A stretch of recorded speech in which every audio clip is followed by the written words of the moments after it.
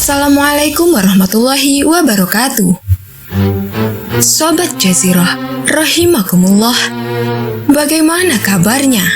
Semoga kalian semua senantiasa dalam lindungan Allah dan senantiasa diberikan rizki yang barokah. Amin ya rabbal alamin. Abu Nawas adalah tokoh legendaris dalam cerita-cerita rakyat Arab yang terkenal karena kecerdikan, kelicikan, dan kadang-kadang humornya yang sangat kocak. Banyak kisah Abu Nawas yang mengandung pelajaran moral, sekaligus hiburan. Suatu hari, Raja Harun al-Rashid mendengar tentang seorang lelaki di kotanya yang mampu terbang. Raja penasaran dan ingin melihat orang tersebut. Ia memanggil Abu Nawas ke istana, karena ia tahu bahwa Abu Nawas selalu memiliki cara untuk menyelesaikan masalah yang pelik. Raja berkata, "Abu Nawas, aku mendengar bahwa engkau bisa terbang. Aku ingin melihatmu melakukannya. Jika tidak, kepalamu akan aku penggal." Abu Nawas yang tahu ini adalah jebakan dari lawan-lawannya di istana, berpikir sejenak lalu berkata, "Baiklah yang mulia, tetapi untuk bisa terbang, saya memerlukan waktu persiapan selama 1 tahun. Raja yang tidak menduga jawaban itu, akhirnya setuju untuk memberi Abu Nawas 1 tahun. Setahun pun berlalu, dan Raja memanggil Abu Nawas kembali. Raja bertanya, "Apakah kamu siap untuk terbang sekarang, Abu Nawas?" Dengan tenang, Abu Nawas menjawab, "Tentu saja yang mulia, tetapi saya membutuhkan tempat yang sangat tinggi untuk melakukannya. Saya sarankan kita pergi ke menara tertinggi di kota ini." Raja setuju, dan mereka pun naik ke puncak menara. Sesampainya di atas, Abu Nawas melihat ke bawah dan kemudian berkata, "Yang mulia, saya sudah siap. Tetapi sebelum saya terbang, saya ingin mengingatkan bahwa hanya ada 2 kemungkinan. Saya berhasil terbang, atau saya jatuh dan mati." Raja mulai ragu dan berkata, "Jika kamu jatuh dan mati, maka saya akan dianggap sebagai raja yang membunuh seorang rakyat yang tak bersalah. Ini bisa menjadi bencana bagi kerajaan." Abu Nawas tersenyum dan berkata, "Tepat sekali yang mulia. Jadi, apa yang akan Anda pilih? Membiarkan saya mencoba terbang atau membatalkannya?"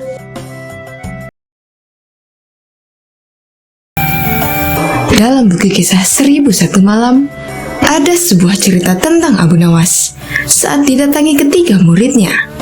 Lantas, mereka masing-masing bertanya kepada gurunya. Orang pertama memulai pertanyaan, "Manakah yang lebih utama? Orang yang mengerjakan dosa-dosa besar atau orang yang mengerjakan dosa-dosa kecil?" "Orang yang mengerjakan dosa-dosa kecil," jawab Abu Nawas. "Mengapa?" kata orang pertama. "Sebab lebih mudah diampuni oleh Allah Subhanahu wa Ta'ala," kata Abu Nawas. Orang pertama puas karena ia memang yakin dengan argumentasi seperti itu. Lalu orang yang kedua bertanya dengan pertanyaan yang sama, "Manakah yang lebih utama? Orang yang mengerjakan dosa-dosa besar atau orang yang mengerjakan dosa-dosa kecil?" "Orang yang tidak mengerjakan keduanya," jawab Abu Nawas. "Mengapa?" kata orang kedua. "Dengan tidak mengerjakan keduanya, tentu tidak memerlukan pengampunan dari Allah Subhanahu wa Ta'ala," kata Abu Nawas. Orang kedua pun bisa menerima pendapat tersebut. Kemudian orang ketiga bertanya hal yang serupa, "Manakah yang lebih utama? Orang yang mengerjakan dosa-dosa besar atau orang yang mengerjakan dosa-dosa kecil?" "Orang yang mengerjakan dosa-dosa besar," jawab Abu Nawas. "Mengapa?" kata orang ketiga. "Sebab pengampunan Allah Subhanahu wa Ta'ala kepada hambanya sebanding dengan besarnya dosa hamba itu," jawab Abu Nawas. Orang ketiga menerima alasan gurunya itu. Lantas ketiga murid itu pun menjadi bingung. Mengapa jawaban atas pertanyaan yang sama bisa berbeda? Setelah itu, Abu Nawas menjelaskan bahwa manusia itu dibagi menjadi 3 tingkatan. Tingkatan mata, tingkatan akal, dan tingkatan hati. Anak kecil yang mengatakan bahwa bintang di langit itu kecil atas dasar penglihatannya saja, maka itu tingkatan mata. Lalu, ada orang yang mengatakan bahwa bintang itu besar. Apabila melihat menggunakan alat, maka ini termasuk kategori tingkatan akal. Kemudian ada pula orang yang memandang bahwa bintang itu kecil meskipun ia tahu bahwa itu besar. Akan tetapi, atas dasar pemahamannya yang mendalam mengenai Allah Subhanahu wa Ta'ala, maka ia menganggap bahwa tiada yang lebih besar selain Allah Subhanahu wa Ta'ala. Pandangan ini merupakan tingkatan hati, biasanya dimiliki oleh ahli fikir. Wallahu a'lam bishawab. Tidak seperti biasa, hari itu Baginda tiba-tiba ingin menyamar menjadi rakyat biasa. Beliau ingin menyaksikan kehidupan di luar istana tanpa sepengetahuan siapapun agar lebih leluasa bergerak. Baginda mulai keluar istana dengan pakaian yang amat sederhana, layaknya seperti rakyat jelata.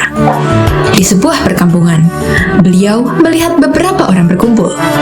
Setelah Baginda mendekat, ternyata seorang ulama sedang menyampaikan kuliah tentang alam barzah. Tiba-tiba, ada seorang yang datang dan bergabung di situ. Ia bertanya kepada ulama itu, "Kami menyaksikan orang kafir pada suatu waktu dan mengintip kuburnya. Tetapi kami tiada mendengar mereka berteriak dan tidak pula melihat penyiksaan-penyiksaan yang katanya sedang dialaminya. Maka bagaimana cara membenarkan sesuatu yang tidak sesuai dengan yang dilihat oleh mata?" Ulama itu berpikir sejenak kemudian berkata, "Untuk mengetahui yang demikian, harus dengan panca indera yang lain. Ingatkah kamu dengan orang yang sedang tidur? Dia kadangkala bermimpi dalam tidurnya digigit ular, diganggu, dan sebagainya. Ia juga merasa sakit dan takut ketika itu, bahkan memekik dan keringat bercucuran pada keningnya. Ia merasakan hal semacam itu seperti ketika tidak tidur. Sedangkan engkau yang duduk di dekatnya menyaksikan keadaannya seolah-olah tidak ada apa-apa. Padahal apa yang dilihat serta dialaminya adalah dikelilingi ular-ular. Maka jika masalah mimpi yang remeh saja sudah tidak mampu mata lahir melihatnya, mungkinkah engkau bisa melihat apa yang terjadi di alam barzah?" Baginda Raja terkesan dengan penjelasan ulama itu. Baginda masih ikut mendengarkan kuliah itu. Kini ulama itu melanjutkan kuliahnya tentang alam akhirat. Dikatakan bahwa di surga tersedia hal-hal yang amat disukai nafsu, termasuk benda-benda. Salah satu benda-benda itu adalah mahkota yang amat luar biasa indahnya. Tak ada yang lebih indah dari barang-barang di surga, karena barang-barang itu tercipta dari cahaya. Saking indahnya, maka satu mahkota jauh lebih bagus dari dunia dan isinya. Baginda pun makin terkesan. Kemudian beliau pulang kembali ke istana. Baginda sudah tidak sabar ingin menguji kemampuan Abu Nawas. Abu Nawas dipanggil untuk menghadap Baginda. Kemudian Baginda berkata, "Aku menginginkan engkau sekarang juga berangkat ke surga. Kemudian bawakan aku sebuah mahkota surga yang katanya tercipta dari cahaya itu. Apakah engkau sanggup, Abu Nawas?" "Sanggup, Paduka yang mulia," kata Abu Nawas, langsung menyanggupi tugas yang mustahil dilaksanakan itu. "Tetapi Baginda harus menyanggupi pula satu syarat yang akan hamba ajukan." "Sebutkan syarat itu," kata Baginda Raja. "Hamba mohon Baginda menyediakan pintu agar hamba bisa memasukinya." "Pintu apa?" tanya Baginda belum mengerti. "Pintu alam akhirat," jawab Abu Nawas. "Apa itu?" tanya Baginda ingin tahu. "Kiamat, wahai Paduka. Masing-masing alam mempunyai pintu. Pintu alam dunia adalah liang peranakan ibu. Pintu alam barzah adalah kematian. Dan pintu alam akhirat adalah kiamat. Surga berada di alam akhirat. Bila Baginda masih tetap menghendaki hamba mengambil sebuah mahkota di surga, maka dunia harus kiamat terlebih dahulu." Mendengar penjelasan Abu Nawas, Baginda Raja terdiam. Di sela-sela kebingungannya, Abu Nawas Nawas bertanya lagi, "Masihkah Baginda menginginkan mahkota dari surga?" Baginda Raja tidak menjawab. Beliau diam 1000 bahasa. Sejenak kemudian, Abu Nawas mohon diri karena Abu Nawas sudah tahu jawabannya.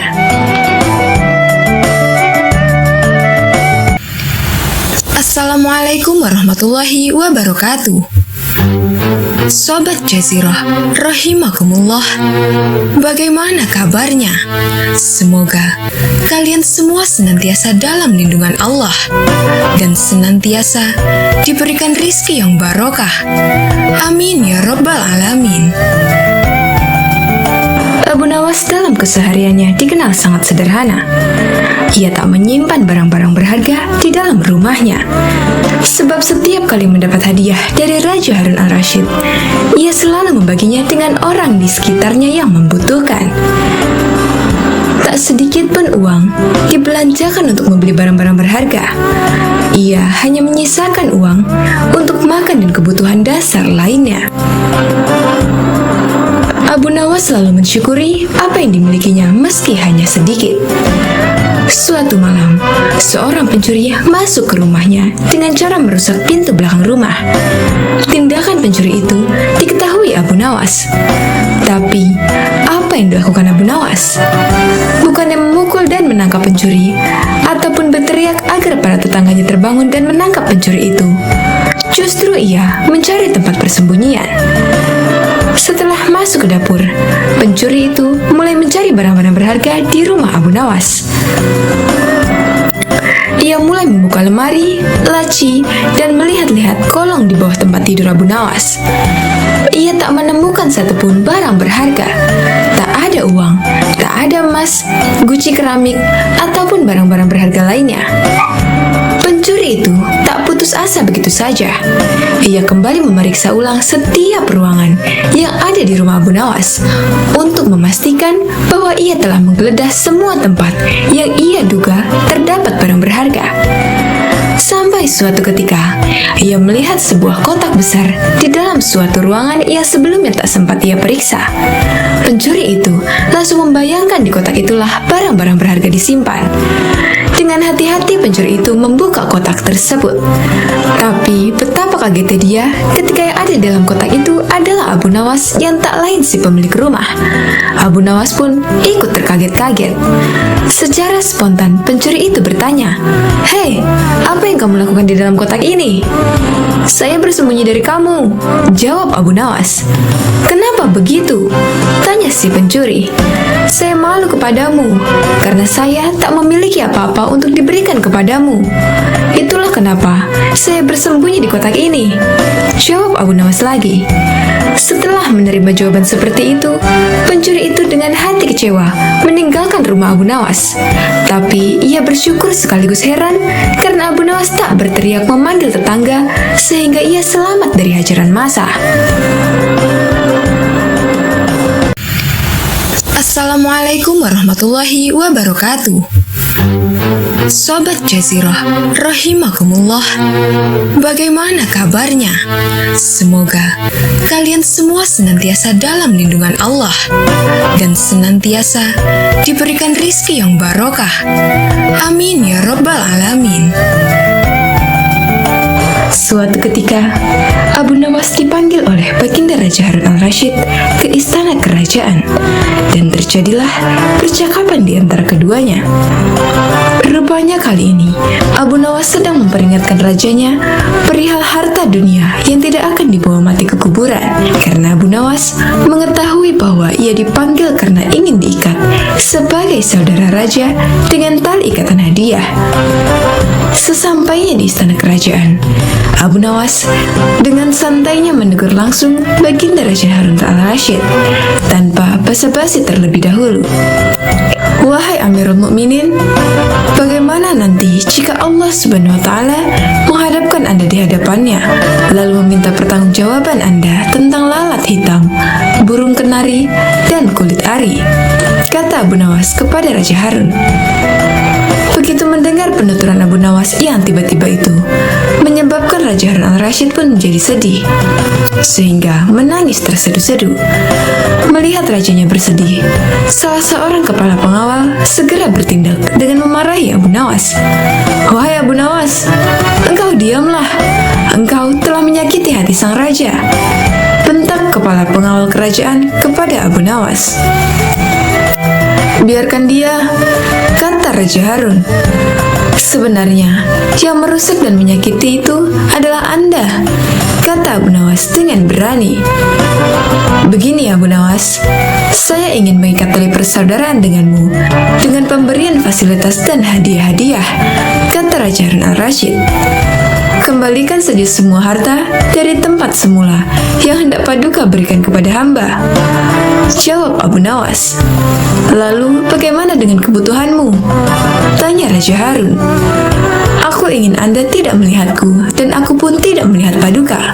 Ketahuilah wahai Amirul Mukminin, Aiman bin Nail dari Qudamah bin Abdullah al-Kalabi pernah berkata, aku telah melihat Rasulullah SAW melempar jumrah Aqabah di atas ontanya yang kemerah-merahan, tanpa ada pukulan dan tidak pula dengan pengusiran," jawab Abu Nawas. Setelah berkata demikian, Abu Nawas segera meninggalkan istana sambil bernyanyi, "Persiapanmu telah memenuhi bumi sepenuhnya, hambamu mendekat dan sekarang apa? Bukankah engkau bakal mati dalam kuburan? Pewarismu mengelilingi, hartamu tak dapat engkau gunakan lagi." Itulah nyanyian Abu Nawas.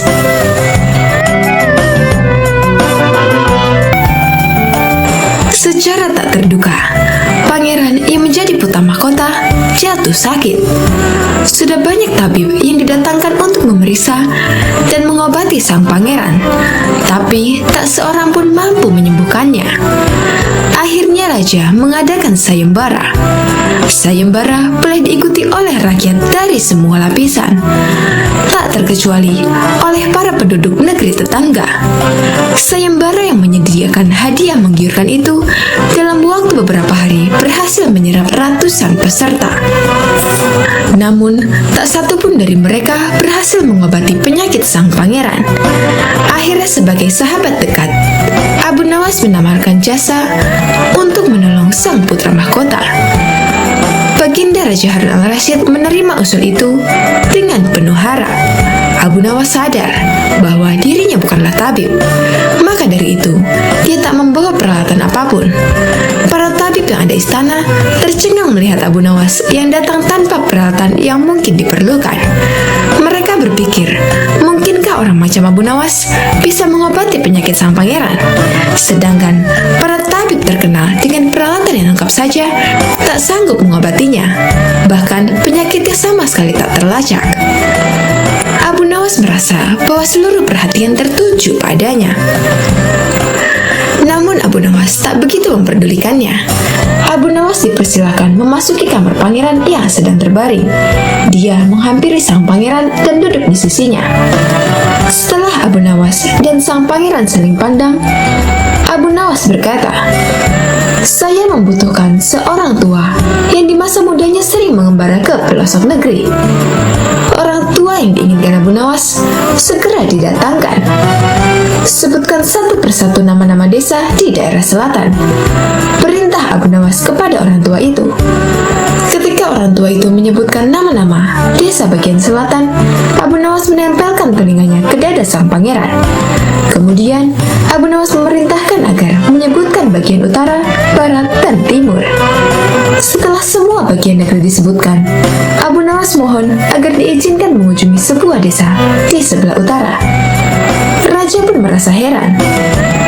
"Engkau kuundang ke sini bukan untuk bertamasya, Abu Nawas." "Hamba tak bermaksud berlibur yang mulia," kata Abu Nawas. "Tetapi aku belum paham," kata raja. "Maafkan hamba, Paduka yang mulia. Kurang bijaksana rasanya bila hamba jelaskan sekarang," kata Abu Nawas. Abu Nawas pergi selama 2 hari. Sekembali dari desa itu, Abu Nawas menemui sang pangeran dan membisikkan sesuatu, kemudian menempelkan telinganya ke dada sang pangeran. Lalu Abu Nawas menghadap baginda raja. "Apakah yang mulia masih menginginkan sang pangeran tetap hidup?" tanya Abu Nawas. "Apa maksudmu?" Raja balas bertanya. Sang pangeran sedang jatuh cinta pada seorang gadis desa di sebelah utara negeri ini. Kata Abu Nawas menjelaskan. "Bagaimana kau tahu?" Ketika nama-nama desa di seluruh negeri disebutkan, tiba-tiba degup jantungnya bertambah keras ketika mendengarkan nama sebuah desa di bagian utara negeri ini. Dan sang pangeran tak berani mengutarakannya kepada baginda. "Lalu apa yang harus aku lakukan, Abu Nawas?" tanya raja. "Mengawinkan pangeran dengan gadis desa itu. Kalau tidak," tawa raja ragu-ragu, "cinta itu buta, baginda. Bila kita tak berusaha mengobati kebutaannya, maka dia akan mati." Rupanya saran Abu Nawas tak bisa ditolak. Sang pangeran adalah putra satu-satunya yang merupakan pewaris tunggal kerajaan. Abu Nawas benar. Begitu mendengar persetujuan sang raja, sang pangeran berangsur-angsur pulih. Sebagai tanda terima kasih, raja memberikan Abu Nawas sebuah cincin permata yang amat indah.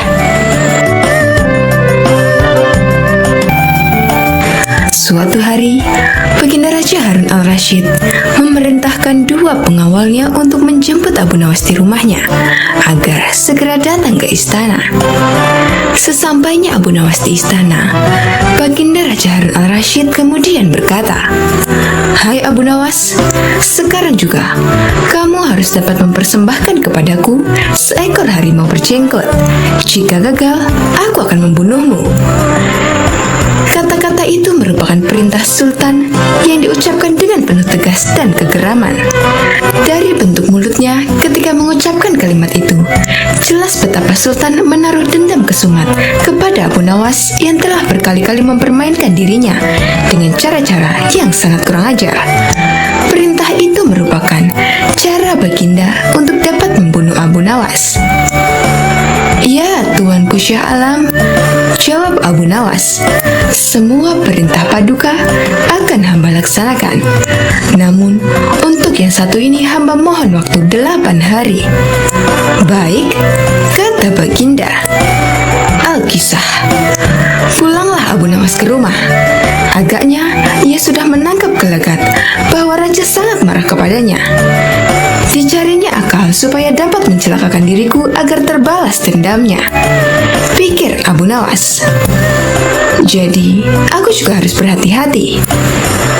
Sesampainya di rumah, dipanggilnya 4 orang tukang kayu dan disuruhnya membuat kandang harimau. Hanya dalam waktu 3 hari, kandang itu pun siap. Kepada istrinya, ia berpesan agar menjamu orang yang berjenggot yang datang ke rumahnya. Apabila Adinda dengar Kakanda mengutuk pintu kelak, suruh dia masuk ke dalam kandang itu, kata Abu Nawas sambil menunjuk kandang tersebut. Ia kemudian bergegas pergi ke musola dengan membawa sajadah. "Baik," kata istrinya.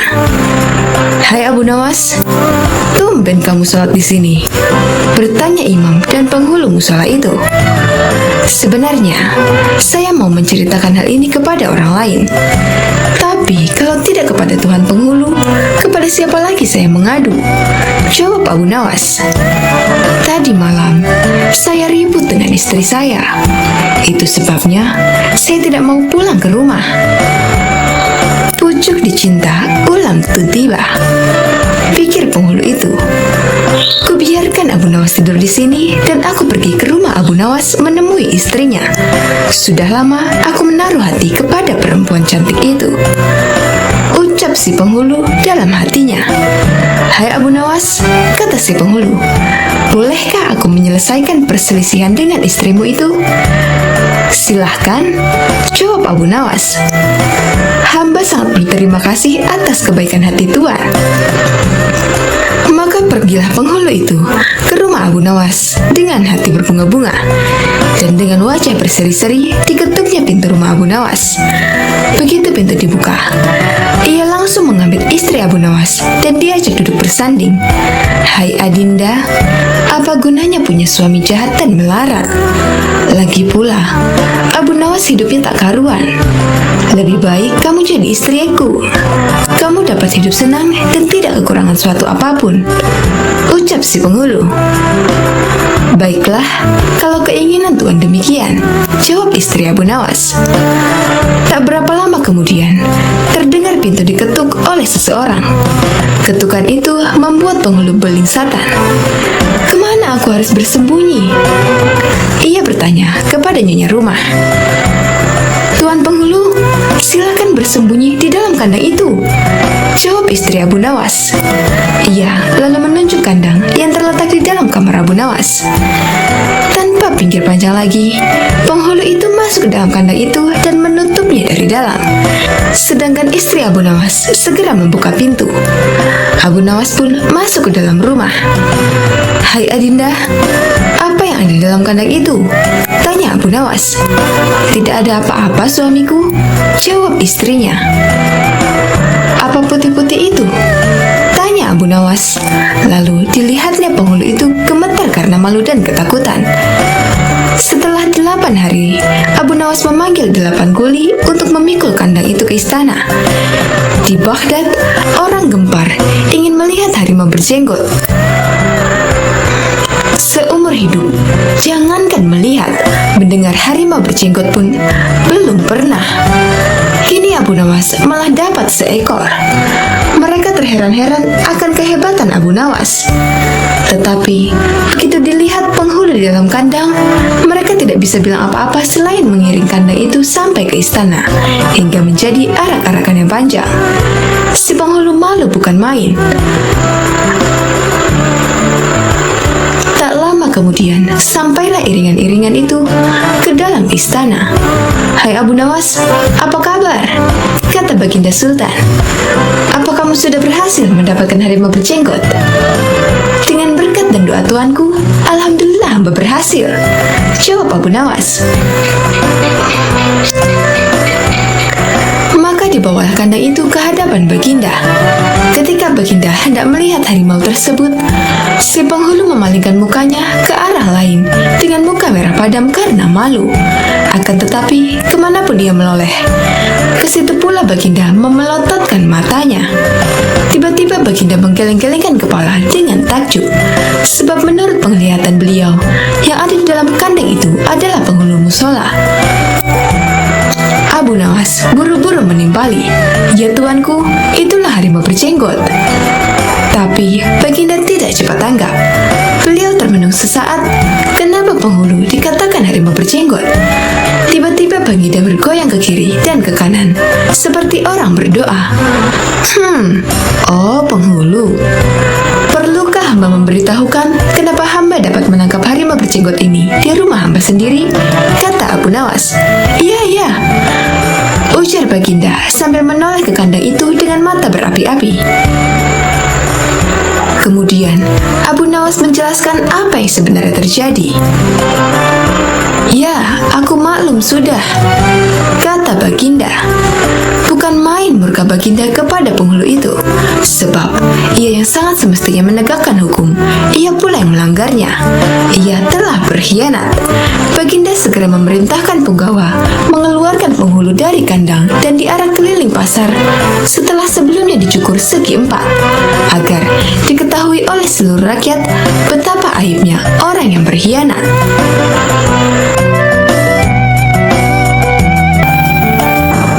Abu Nawas adalah salah seorang penyair terbesar sastra Arab klasik. Abu Nawas sering dikisahkan sebagai sosok yang bijaksana sekaligus jenaka. Saat ini kita telah banyak mendengar tentang kisah-kisah Abu Nawas yang begitu menarik, jenaka, dan penuh hikmah. Tapi, ada satu kisah yang menarik, dan mungkin banyak dari teman-teman yang penasaran di mana Abu Nawas berhasil menjawab pertanyaan dari Raja Harun al-Rasyid tentang manakah yang lebih dahulu diciptakan antara telur dan ayam. Namun ada sebagian juga yang berpendapat bahwasannya kisah-kisah Abu Nawas yang ada sekarang adalah sebuah dongeng belaka. Jadi kebenarannya hanya Allah Subhanahu wa Ta'ala yang Maha mengetahui.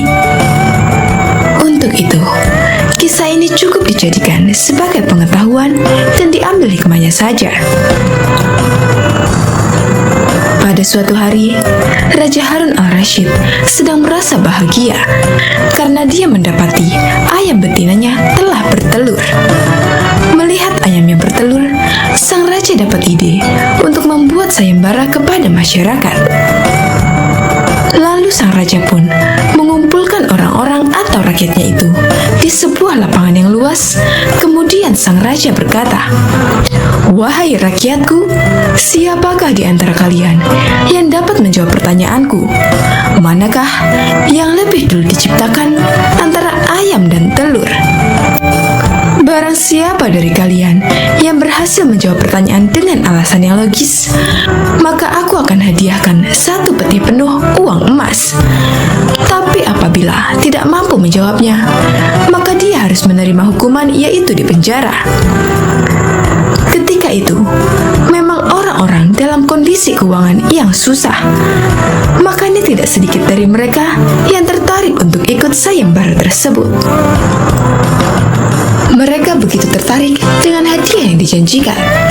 Tapi masalahnya, mereka juga tak cukup pintar untuk bisa menjawab pertanyaan tersebut dengan disertai alasan yang logis.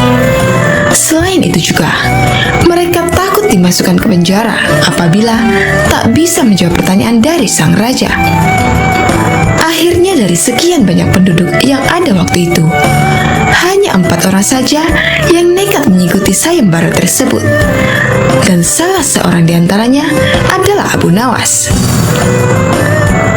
Aturan dari sayembara ini ada 2. Yang pertama, mereka harus menjawab dengan masuk akal. Kemudian yang kedua, peserta harus bisa menjawab sanggahan dari sang raja.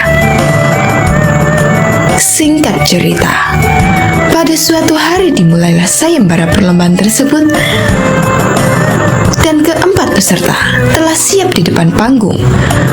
Ketika itu, banyak orang yang menyaksikan sayembara tersebut karena mereka pun sebenarnya penasaran, sekaligus ingin tahu mana yang lebih dahulu antara ayam atau telur. Orang-orang pun penasaran siapakah orang yang beruntung yang bisa mendapatkan emas 1 peti itu. Kemudian sang raja pun datang, lalu duduk di singgasananya di atas panggung tersebut. Mulailah ketika Raja Harun al-Rashid memanggil peserta pertama untuk maju. Lalu sang raja bertanya, "Manakah yang lebih dulu ada, telur apa ayam?" Kemudian peserta pertama ini menjawab, "Wahai raja, telurlah yang lebih dulu ada." Dan sang raja bertanya, "Kenapa telur yang pertama? Apa alasannya?" Peserta ini menjawab, "Bila ayam yang lebih dulu ada, itu dirasa tidak mungkin, karena ayam berasal dari telur." Lalu sang raja bertanya lagi, "Kalau begitu, siapa yang mengerami telur tersebut?" Mendengar pertanyaan dari raja ini, peserta pertama ini langsung pucat karena dia tidak tahu jawabannya apa.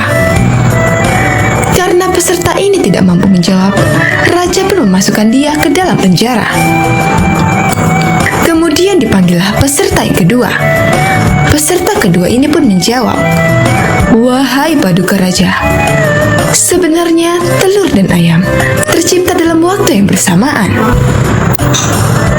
Mungkin peserta kedua ini cari aman, biar dia tidak dimasukkan ke penjara seperti peserta pertama. Lalu sang raja pun bertanya, "Bagaimana bisa bersamaan?" Peserta kedua pun menjelaskan, bila ayam lebih dulu, itu tentu tidak mungkin, karena ayam berasal dari telur. Dan bila telur lebih dulu, itu juga dirasa tidak mungkin, karena telur tidak bisa menetas tanpa dierami. Raja pun mengangguk-angguk, kemudian bertanya lagi, "Bukankah ayam betina bisa bertelur tanpa ayam jantan?" Peserta kedua ini pun langsung kebingungan dan tak bisa menjawab sanggahan dari raja.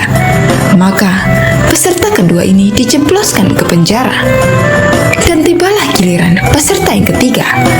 Dia berkata, "Wahai yang mulia, Sebenarnya, ayamlah yang diciptakan lebih dulu daripada telur. Kemudian sang raja berkata, "Jika itu pendapatmu, coba jelaskan kenapa bisa demikian." Peserta ketiga menjelaskan, "Menurut hamba, yang pertama diciptakan adalah ayam betina." Raja pun bertanya lagi, "Lalu, bagaimana bisa ayam betina bisa beranak pinak seperti sekarang, sedangkan ayam jantan saja tidak ada pada awalnya?" Dan peserta yang ketiga ini pun menjelaskan, ayam betina bisa bertelur tanpa ayam jantan. Kemudian telur itu dirami sendiri, lalu menetas, dan jadi anak ayam jantan. Dan anak ayam itu, ketika menjadi ayam jantan dewasa, maka dia mengawini induknya sendiri. Mendengar alasan peserta ketiga ini, sang raja pun kembali menanyakan sesuatu. Bagaimana bila ayam betina itu mati sebelum ayam jantan itu mengawininya? Peserta ketiga ini pun akhirnya tak bisa menjawab sanggahan sang raja, dan dia pun dimasukkan ke penjara juga. Akhirnya, tinggal peserta yang terakhir, yaitu Abu Nawas. Dengan sangat yakin, Abu Nawas menjawab, "Wahai yang mulia, yang pasti adalah telur dulu baru kemudian ayam." Raja pun bertanya, "Coba jelaskan secara logis, bagaimana bisa telur yang lebih dahulu dibandingkan ayam?" Dengan santai Abu Nawas berkata, "Karena ayam bisa mengenal telur, sedangkan telur tidak bisa mengenal ayam." Mendengar alasan dari Abu Nawas itu, raja sempat terdiam agak lama, dan ternyata sang raja kali ini tidak bisa menyangka alasan Abu Nawas. Penonton pun bersorak kegirangan, maka Abu Nawaslah yang berhak mendapatkan uang emas 1 peti itu. Ada juga beberapa pendapat yang mengatakan tentang jawaban Abu Nawas tadi, yang katanya telur dulu daripada ayam itu hanyalah sebagai satire saja, supaya Raja Harun al-Rashid tidak bisa membantah lagi. Maka dari itu, Abu Nawas menempatkan dirinya di paling akhir, seperti kisah tersebut. Abu Nawas menjadi peserta keempat, dimaksudkan sebagai taktik supaya Abu Nawas bisa memperhatikan terlebih dahulu 3 peserta lainnya, sehingga dia bisa mendapat jawaban yang cerdas seperti kisah tersebut. Jadi, di kisah tadi, Abu Nawas berkata, telur yang lebih dahulu ada dibandingkan ayam. Namun, jika dilihat dari sisi lain, mengatakan bahwasannya ayamlah yang lebih dulu ada. Abu Nawas adalah seorang ulama besar yang terkenal dengan kecerdasannya dan dipercaya sebagai wali Allah. Di suatu hari, Baginda Raja Harun al-Rashid merasakan sakit di seluruh anggota badannya. Bahkan, untuk berjalan saja terasa berat. Akhirnya Baginda Raja memanggil tabib istana untuk mengobatinya. Tapi ternyata hasilnya nihil, lantaran tabib istana hingga tabib sekota Baghdad tak bisa mengobatinya. Akhirnya, Raja Harun al-Rashid membuat sayembara untuk para tabib agar bisa menyembuhkan penyakitnya. Barang siapa yang bisa mengobati penyakit Baginda Raja akan diberi hadiah uang emas yang banyak. Sayembara tersebut pun menyebar di seluruh kota. Banyak para tabib yang akhirnya ikut mengadu nasib untuk mengobati Baginda Raja. Abu Nawas yang mendengar sayembara itu pun tertarik untuk mencobanya.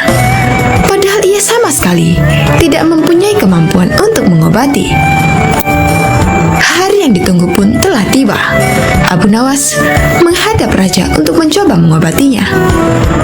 "Abu Nawas, rupanya engkau ikut pula dalam sayembara yang kuadakan ini," kata raja.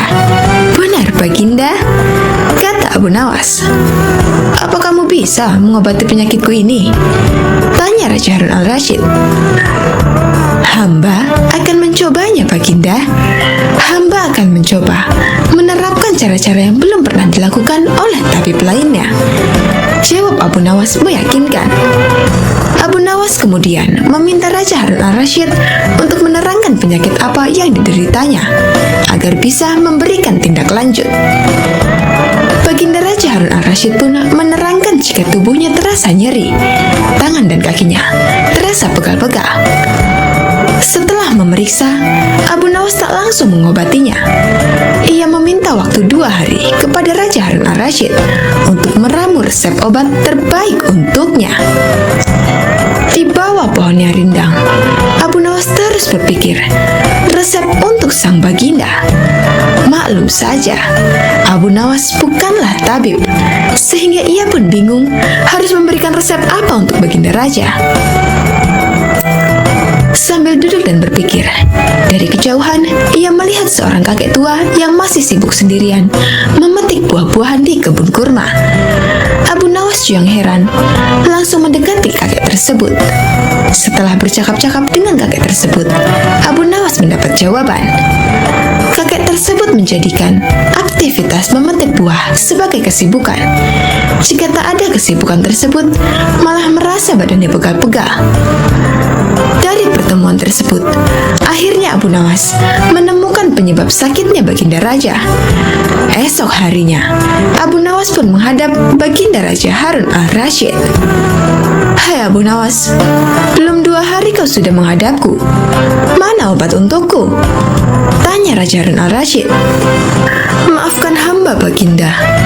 Kali ini hamba datang belum membawa obat yang dapat baginda minum. Sebab obat yang bisa menyembuhkan baginda hanya telur unta.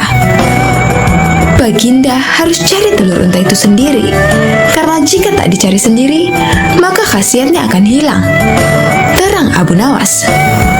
"Kalau itu yang kau sarankan, baiklah, aku akan segera mencarinya," jawab baginda raja. Dengan sekuat tenaga, Raja Harun al-Rasyid mencoba mencari telur unta di pasar. Para pedagang pun terheran, bukankah unta itu beranak bukan bertelur? Tapi mereka tak berani mengatakan hal itu sebab yang mencari adalah baginda raja. Setelah berkeliling kota dan tak menemukan satupun penjual telur unta, Harun al-Rasyid bertemu nenek tua yang menjelaskan jika unta tak bertelur tapi beranak. Baginda raja lantas tersadar jika ia baru dibohongi oleh Abu Nawas. Sampai di istana, Raja Harun al-Rasyid merasa kelelahan setelah perjuangannya mencari telur unta dengan berjalan kaki. Baginda raja pun akhirnya tertidur pulas karena kelelahan. Esok harinya, baginda raja tampak segar bugar, dan anehnya sakit yang diderita hilang begitu saja. Ia lalu menyuruh para pengawal untuk meminta Abu Nawas segera menghadapnya. Tak lama kemudian, Abu Nawas pun menghadap. "Bagaimana baginda? Apakah baginda telah menemukan telur unta yang hamba ajukan?" tanya Abu Nawas setelah memberikan salam kedatangan. "Rupanya, engkau telah mempermainkanku ya?" jawab baginda. "Apa yang baginda maksud?" tanya Abu Nawas. "Engkau menyuruhku mencari telur unta, padahal unta tak bertelur, melainkan beranak," terang Raja Harun al-Rasyid. Abu Nawas kemudian menceritakan pertemuannya dengan kakek tua, hingga ia memperoleh hikmah bahwa anggota badan yang tak pernah digerakkan akan membuat orang sakit. Pengalaman itulah yang ingin diterapkan Abu Nawas kepada bagindanya, supaya baginda raja tidak hanya memerintah tetapi juga bergerak. Tentu saja baginda tidak akan menemukan telur unta, sebab tidak akan mungkin ada unta yang bertelur. Tapi, bukankah baginda sekarang sudah merasa lebih enakan? Tanya Abu Nawas setelah memberikan penjelasan. "Benar, apa yang kau katakan itu benar Abu Nawas," jawab raja yang tak lagi marah mendengar jawaban Abu Nawas. "Bahkan aku semalam dapat tidur dengan pulas sekali," lanjut baginda raja. "Kalau begitu, betul jika ada pepatah yang mengatakan, tidak ada kelezatan kecuali setelah kepayahan," sahut Abu Nawas. Mendengar hal itu, Raja Harun al-Rasyid pun tertawa dan geleng-geleng kepala atas kecerdikan Abu Nawas.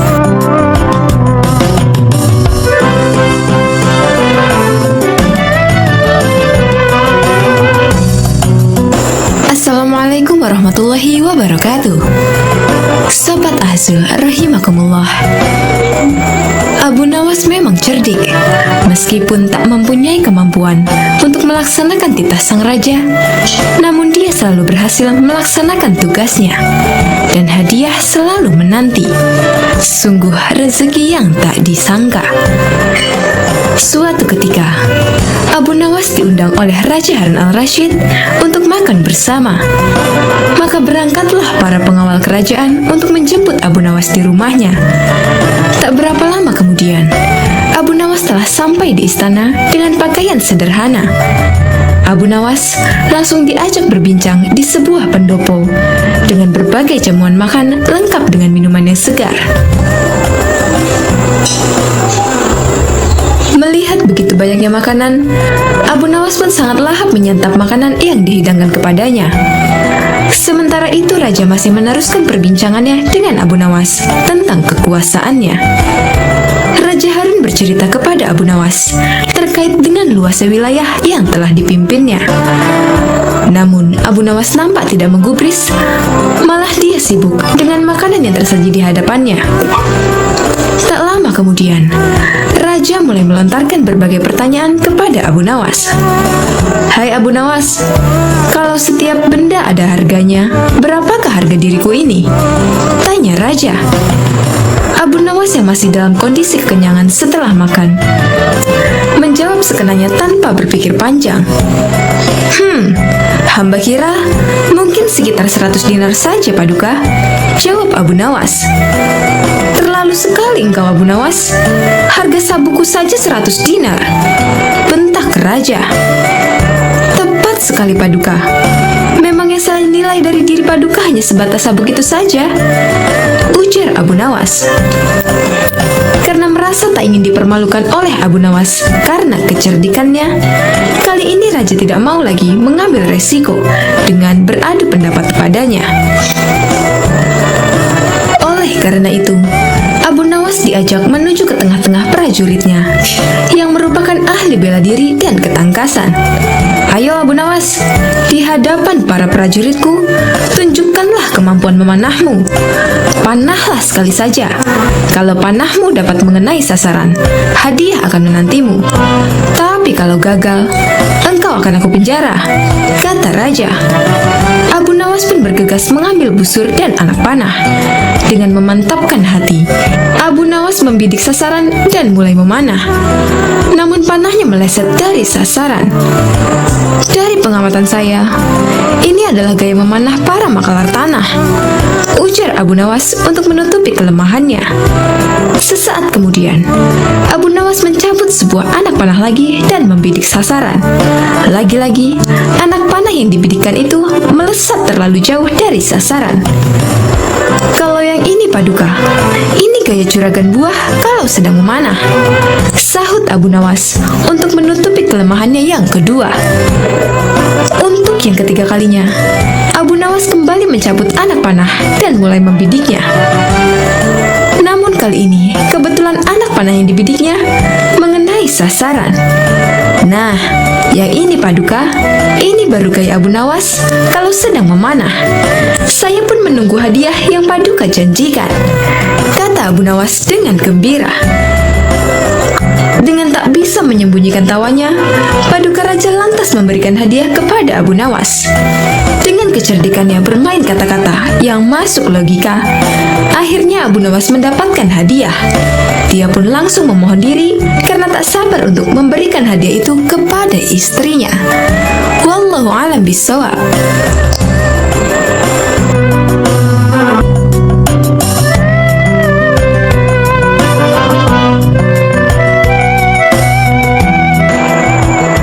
Berbagai macam cerita lucu dari Abu Nawas yang sering diceritakan ulang. Salah satunya adalah tentang berpuasa. Seperti dalam kisah kocak lainnya tentang sang pujangga, ada saja akal cerdik yang ia lakukan. Kali ini, dirinya yang tengah berpuasa hendak dikerjai oleh dua sahabatnya yang tidak berpuasa. Kira-kira akal seperti apakah yang ia lakukan untuk menghadapi sahabatnya itu? Daripada penasaran, langsung saja kita simak cerita lucu Abu Nawas tentang berpuasa. Alkisah. Pada suatu siang di bulan Ramadan, rumah Abu Nawas dikunjungi oleh kedua sahabatnya. Layaknya umat Islam lain, ia juga berpuasa. Namun tidak begitu dengan kedua temannya. Kedua sahabatnya itu datang ke rumah sang pujangga dengan tujuan untuk bersekongkol mengerjainya. Assalamualaikum, ucap kedua sahabat nyaris bersamaan. Abu Nawas, mengapa kamu di rumah saja? Ayo kita ngabuburit. Tanpa berpikir apa-apa, Abu Nawas mengiyakan ajakan mereka untuk mengisi waktu sembari menunggu berbuka puasa. Namun, siapa sangka kedua temannya itu justru mengajaknya pergi ke sebuah tempat makan. Karena kebaikan hatinya, sang pujangga Arab itu tidak protes sama sekali. Ia ikut saja masuk ke dalam tempat makan tersebut. Meskipun begitu, karena tengah berpuasa, ia bertekad tidak akan ikut makan. Untungnya, kedua temannya itu membeli makan untuk dibawa pulang, bukan makan di tempat. Rupanya, kedua temanku ini sangat menghormatiku yang sedang berpuasa. Meskipun tidak berpuasa, tapi mereka tidak makan langsung di tempat makan itu, melainkan membawa makanannya pulang, pikir Abu Nawas. Setelah selesai membeli makanan, mereka bertiga menuju ke rumah salah seorang sahabat. Kebetulan saja, ketika sampai di sana, azan maghrib baru saja berkumandang. Wah, sudah waktunya berbuka puasa, ucap Abu Nawas. Batalkan saja dahulu puasamu dengan minum, ucap salah satu temannya. Sang pujangga pun segera minum, kemudian menunggu ditawari makan bersama.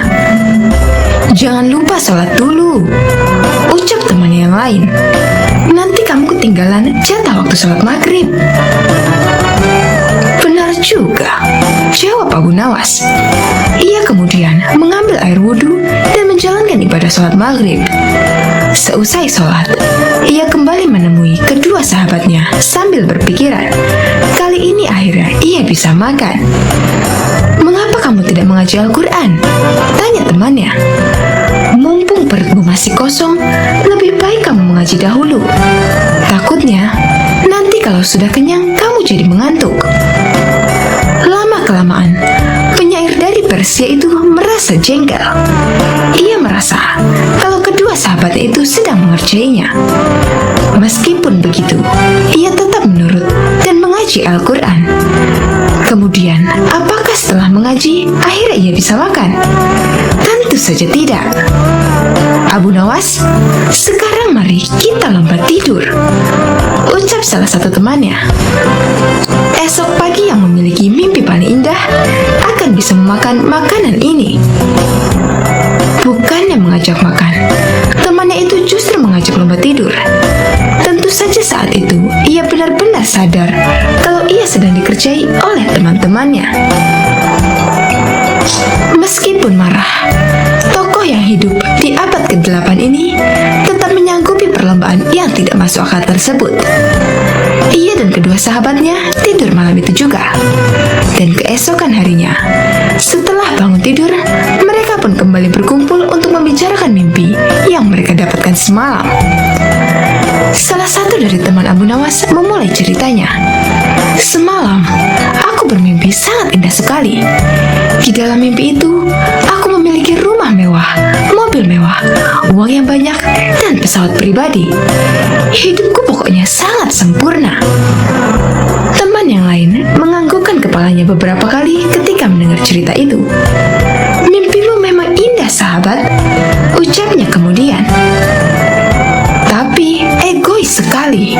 Kalau aku semalam justru bermimpi kalau negeriku ini tidak punya hutang, infrastrukturnya berkembang dengan baik, jalan-jalan yang mulus, pelabuhan selalu lancar, ongkos transportasi murah, dan semua rakyatnya begitu sejahtera hingga aku tak bisa menemukan orang yang berhak menerima zakat. cerita tentang mimpi tersebut, salah satu sahabat sampai terkagum-kagum. "Mimpimu luar biasa sekali, sahabat," ucap salah satu sahabatnya. "Bagaimana denganmu, Abu Nawas? Apakah mimpimu lebih luar biasa dari sahabat kita ini? Coba ceritakanlah kepada kami, wahai sahabat." "Sayangnya, mimpiku hanya biasa saja," ucap sang pujangga memulai ceritanya. "Semalam aku bermimpi dengan Nabi Daud alaihi salam. Kalian tentu tahu kan kalau Nabi Daud gemar berpuasa. Beliau seringkali berpuasa sehari, kemudian berbuka sehari setiap waktu." Kedua sahabat itu mengangguk-anggukkan kepalanya. "Kemudian, semalam dalam mimpiku, Nabi Daud bertanya kepadaku, 'Apakah engkau berpuasa, wahai Abu Nawas?' Tentu saja aku langsung menjawab iya. Kemudian beliau kembali bertanya, 'Sudahkah engkau berbuka puasa, wahai Abu Nawas?' Dan aku hanya bisa menjawab belum. Kemudian Nabi Daud alaihissalam menyuruhku segera berbuka puasa. Saat itu juga, aku langsung bangun dari tidur dan mengambil makanan yang sudah kalian belikan kemarin sore." Kontan, kedua sahabat pun hanya bisa saling berpandangan. Salah satu dari mereka kemudian mengecek makanan yang mereka simpan di dalam lemari malam sebelumnya. Benar saja, semua makanan yang mereka simpan kemarin kini telah raib. Berarti semalam sang bujangga sungguh-sungguh memakan makanan itu. Kedua sahabat pun langsung menyesali perbuatan mereka kemarin. Siapa sangka, rupanya mereka tetap kalah cerdik dari akal temannya. Berniat mengerjai, justru akhirnya ganti dikerjai.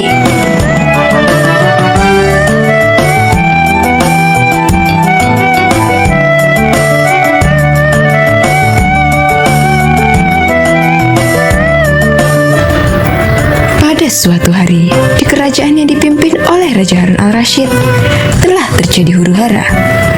Rakyatnya tak lagi mendapatkan ketenangan seperti biasanya, karena telah terjadi penculikan dan pembunuhan yang sangat misterius. Raja dan para prajuritnya akhirnya mengetahui bahwa huru-hara tersebut bukan datang dari musuh, namun dari dalam istana sendiri yang diotaki oleh para menterinya.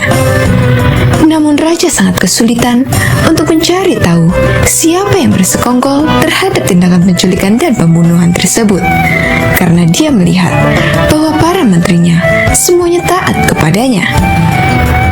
Dari itu, dipanggillah Abu Nawas yang dikenal memiliki otak yang cerdas. "Akhir-akhir ini aku gelisah, seolah ada seseorang yang hendak mengkudeta kerajaanku. Apa ada yang salah dengan kepemimpinanku?" tanya Raja kepada Abu Nawas. "Ampun beribu ampun, Baginda. Apa yang bisa hamba lakukan untuk membantu?" tanya Abu Nawas. "Begini, wahai Abu Nawas, berilah cara kepadaku untuk menguji kesetiaan para menteriku," kata Raja dengan iming-iming hadiah. "Baiklah, Paduka, berilah hamba waktu sehari saja agar bisa memikirkan caranya," ujar Abu Nawas sambil beranjak meninggalkan rajanya. Setibanya di rumah, Abu Nawas berpikir keras untuk menemukan cara yang terbaik dan jitu. Karena kelelahan, Abu Nawas akhirnya tertidur dengan lelapnya. Pada keesokan harinya, ketika dia hendak sholat subuh, dia menemukan sorban yang berbau tak sedap. Sorban itu memang telah lama tak dicuci oleh istrinya. Dari situlah Abu Nawas menemukan cara jitu untuk menguji kesetiaan para menteri kerajaan. Setelah sholat subuh, Abu Nawas segera bergegas menuju istana kerajaan untuk menghadap Raja Harun al-Rasyid. Abu Nawas meminta Raja untuk bersandiwara seolah telah memiliki sorban yang sakti. Raja Harun setuju dan melakukan apa yang telah diperintahkan oleh Abu Nawas.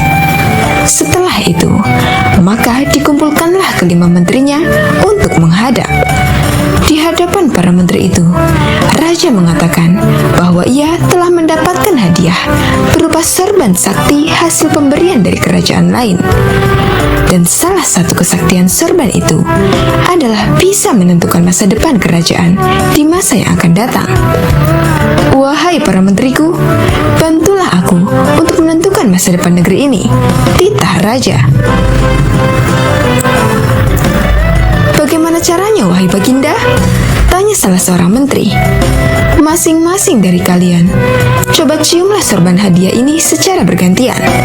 Apabila berbau wangi, maka kerajaan ini akan abadi. Namun, bila baunya busuk, maka kerajaan ini tak akan lama lagi akan segera runtuh. Jelas raja. Sesuai dengan perintah raja, para menteri satu persatu memasuki ruangan untuk mencium sorban sakti tersebut. Setelah semuanya telah mendapat giliran, maka dikumpulkanlah lagi menteri-menterinya.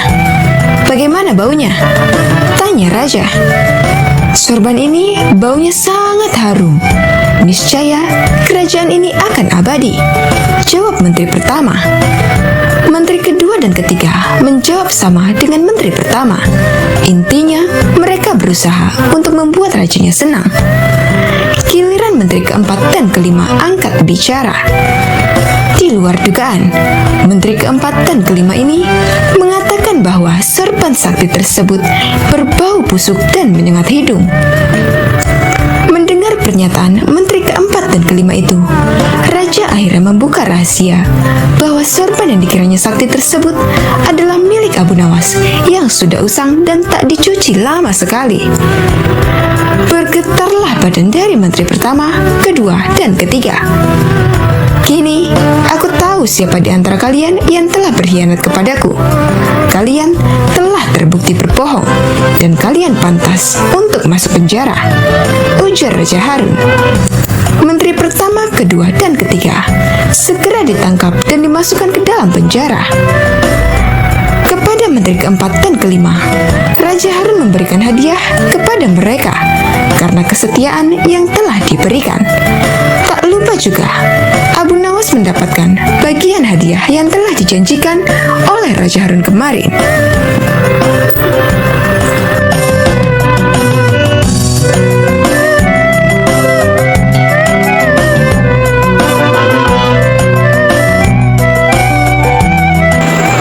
Pada sewaktu-waktu, kerajaan mengalami krisis ekonomi yang sangat buruk.